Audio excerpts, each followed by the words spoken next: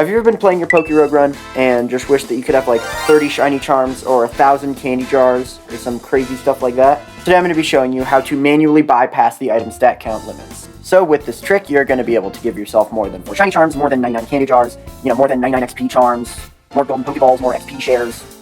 Any of those limited stat count items, you can just say no and give yourself more. So without further ado, let's hop into it. So step 1, as always, is going to be going to the link in the description, and the link in the description in this case is going to be taking you to this Google Drive file. I have bundled together all of the stuff you'll need for this cheat today. So all you're going to do is go up here and you're going to click download. And once that's done, you're going to get this zip file right here. So you're going to come over here, you're going to right click, and you're going to hit extract all. Now I'd recommend you extract this to somewhere like your desktop or your downloads, that way you can find it, because I'm sure you're going to want to use it multiple times. So now once this file's unzipped, you're going to go into this folder POKEROGUE item stack hacks, and you're going to see these 3 files right here. Now first thing you should do is you should check your generated scripts folder, and just make sure there's things in here. And as you can see, there's a bunch of things in here. And as long as there are all of those things in there, which there should be, since I am just distributing this exact same folder bundle that I use, you can completely ignore this generator.py file. You can delete it if you want to. You're not going to need it at all. So now, once you have this folder, you're going to open your POKEROGUE in a different window, and you're going to load up whatever game you want to give yourself cheated items on. So for me, I have my crazy stacked cheated run right here. So I'm going to pop that one open because this is the one I want to give a bunch of items to. So now once you're here, head back to this folder. You're going to pop open this generated scripts folder. And now here you're going to see pretty much all of the items that you could think of that you would want to do this with as .js files. So you can scroll through and hunt for the one that you want. For this first example, we're going to do the shiny charm. Once you've found the item you want to edit, which we'll do a couple of examples, you're going to right click and you're going to hit edit in Notepad. Now I don't know about Mac and Linux here. I'm sure there's like a similar program that comes built into those OSs like Notepad for Windows, but these are all just glorified text files, so as long as you can edit them with any text viewer, HTML viewer, like any of those kinds of things, you should be fine. So anyways, we're going to hit edit in Notepad, and that's going to pop up this little code blurb right here. You can full screen this if you want to see it a little better. Now because these .js files were all generated from the generator.py file when I initially used this tool, they all have the same default stat count, which you can see right here. It's 20 right here. So every single one of these .js files is going to have a stat count of 20. Now for the shiny charm, this is perfect, because 20 shiny charms is exactly how many you would need to have 100% shiny rate for all wild Pokemon. Now the normal shiny charm stack limit is 4, and that'll give you 1 in 60 odds. Right, so you can go anywhere between 4 and 20 and kind of find the shiny rate that you like the best, and you can keep experimenting with that. But for this one, we're just going to go for guaranteed shinies because that's pretty cool. So we're going to highlight everything in this .js file, all of this text right here, and we're just going to hit Control-C to copy it. We're going to need that later.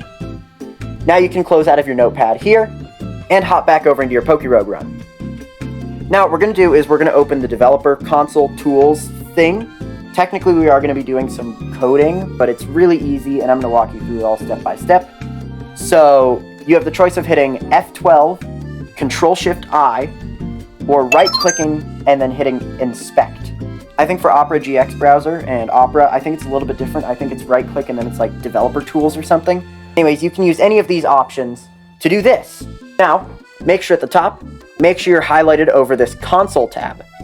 Last video I did using this, we were highlighted over sources, so make sure we're highlighting console.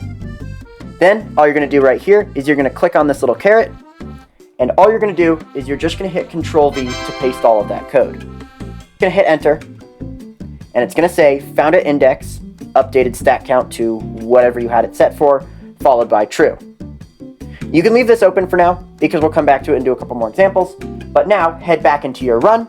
You'll see right up here, it's already updated to 20, but in order for it to take effect, we're going to need to kill a wild Pokemon. You'll see right here, ooh, we got a red star. But you'll see it is now guaranteed wild shiny Pokemon. So, this is going to suck, but I'm going to run from a red star shiny, and we're going to see, here we go, we've got another shiny. So yes, 20 shiny charms does have a guaranteed shiny rate. And you'll see once again, we got a shiny Bayonet this time. Your shiny charms, Chinese charm. So now let's do another example. As you collect more of these golden Pokeball items, you're going to get more items, options, in the shop after each wave. So, if we make this golden Pokeball item and we put it to like 20, then we're going to get a lot of items after each wave. So, find the one that's golden Pokeball. There's a typoed one. Just make sure you click on the right one that says Pokeball and not Pokeball. Right click, edit in Notepad. We're going to hit Shift-Control-I again to reopen our dev console.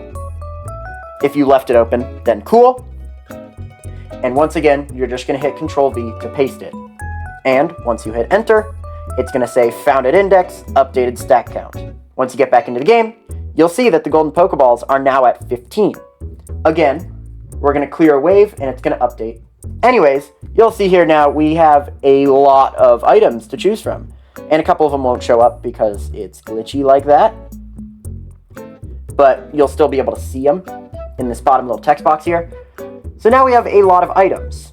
Okay, I'm sure you have a grasp on it now, but we're going to do one final example. We're going to go back into generated scripts. And this time I'm going to find the candy jar. Right click, edit in Notepad. Once again, it's set as 20, but we can change that. So I'm going to go 999 because that's just going to be ridiculous. Once again, we're going to highlight Control-C, close out of the Notepad window, go back to POKEROGUE, reopen the dev console, Control-V, hit Enter. It's once again going to say Found at Index and Updated Stack Count. So we'll go back to our run, and you can see right here it's at 999. Here we go, I got a rare candy. So we're going to increase a Pokemon's level by 1,000. Holy crap, this is insane. So now my Lugia should jump to 3,500. And there he goes. This is going to take a while. Oh, look, a shiny Mimikyu. Oh, yay, look at that. It's done finally. So anyways, you should get the idea now. You can modify any of these top left items. You can even modify ones with a stack limit like Soul Dews and Proteins and stuff like that on individual Pokemon. But it's probably a little bit more confusing, and it's just not going to be as seamless as all of these items up here. So again, you can edit any one of these here, right? The possibilities are entirely endless here.